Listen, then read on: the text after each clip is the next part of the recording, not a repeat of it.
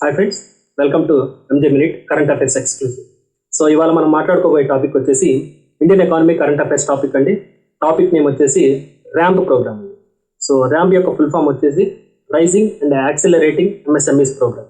So MSMEs యొక్క full form మనందరికీ తెలుసు, micro small and medium enterprises అండి. సో ఎంఎస్ఎంఈ స్టాటిస్టిక్స్ కనుక మనం మాట్లాడుకుంటే మన ఇండియాలో అరౌండ్ 6 crores ఎంఎస్ఎంఈస్ ఉన్నాయండి. సో జీడిపిలో వాటి యొక్క పార్ట్ వచ్చేసి 30% ఉంటుంది. ఎక్స్పోర్ట్లో వాటి యొక్క షేర్ వచ్చేసి 40% ఉంటుంది. సో ఎకానమీకి ఆల్మోస్ట్ అవి హార్ట్ అని చెప్పచ్చు. సో 2022-23 బడ్జెట్లో మన ఫినాన్స్ మినిస్టర్ నిర్మలా సీతారామన్ గారు ర్యాంప్ ప్రోగ్రామ్ని మేము లాంచ్ చేయబోతున్నాము అని చెప్పేసి తెలిపారండి. వాటికి ఇచ్చిన బడ్జెట్ అవుట్లే వచ్చేసి 6,060 కోట్లు. సో 10 year కూడా 5 years అండి. ఫైనాన్షియల్ ఇయర్ 2020 నుంచి 2022 నుంచి ఫైనాన్షియల్ ఇయర్ 2026 వరకు, టోటల్ 5 years అండి. సో ఏంటయ్యా ఈ ర్యాంప్ ప్రోగ్రామ్ అంటే, COVID-19 పాండమిక్ ఎఫెక్ట్ వల్ల ఎంఎస్ఎంఈ సెక్టర్స్ అనేది చాలా బాగా డిస్ట్రాయిడ్ అయిపోయిందండి. వాళ్ళ దగ్గర ఇన్వెస్ట్మెంట్ లేదు. సో వాళ్ళ బిజినెస్ అనేది కంప్లీట్గా కొలాప్స్ అయిపోయింది.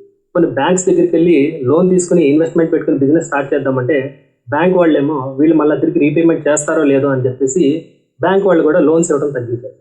సో అటువంటి పరిస్థితుల్లో గవర్నమెంట్ నుంచి సపోర్ట్ ఇవ్వడం కోసం స్టార్ట్ చేసిన ప్రోగ్రామే ఈ ర్యాంప్ ప్రోగ్రామ్.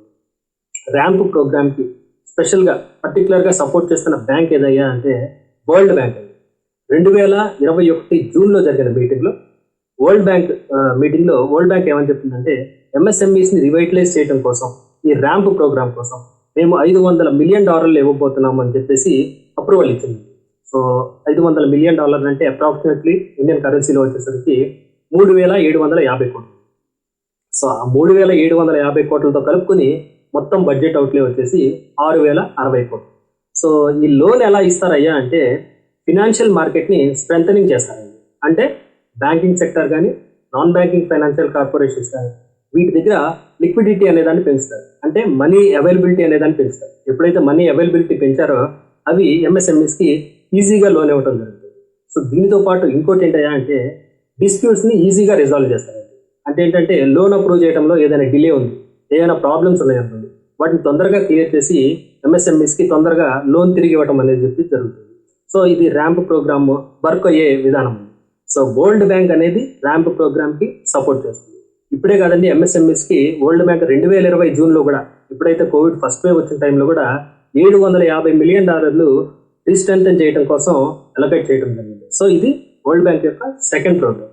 సో ఈ ఎంఎస్ఎంఈస్కి ఎందుకు ఈ ఫైనాన్షియల్ సపోర్ట్ ఇవ్వాలి అంటే ఇండియన్ గవర్నమెంట్ 2019 జూన్లో యూకే సిన్హా కమిటీ అనే ఒకదాన్ని ఏర్పాటు చేసిందండి. చాలా ఇంపార్టెంట్ అండి, గుర్తుపెట్టుకోవాలి. యూకే సిన్హా కమిటీ ఎందుకు ఏర్పాటు చేసిందంటే ఈ ఎంఎస్ఎంఈ సెక్టర్ యొక్క ఎకనామిక్ అండ్ ఫైనాన్షియల్ స్టెబిలిటీ కోసం ఏర్పాటు చేసినటువంటిది.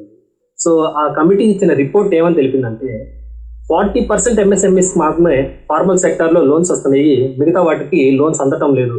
సో మనం ఏం చేయాలంటే వీటికి టైమ్లీ లోన్స్ ప్రొవైడ్ చేయాలా, ఈ రెగ్యులారిటీస్ ఏవైతే ఉన్నాయో వాటిని మనం తగ్గించాలా, వాళ్ళకి లిక్విడిటీ అవైలబిలిటీ కల్పించాలా అని చెప్పేసి యూకే సిన్హా కమిటీ గవర్నమెంట్కి ఒక రిపోర్ట్ ఇచ్చింది.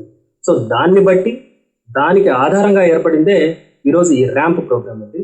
సో మీరు ఇంకొకసారి గుర్తుపెట్టుకోండి, ర్యాంప్ ప్రోగ్రామ్ అంటే raising and accelerating MSMEs program. So RAMP program గురించి బ్రీఫ్ ఇదండి. రేపు ఇంకో టాపిక్ గురించి మాట్లాడుతాం. Thank you.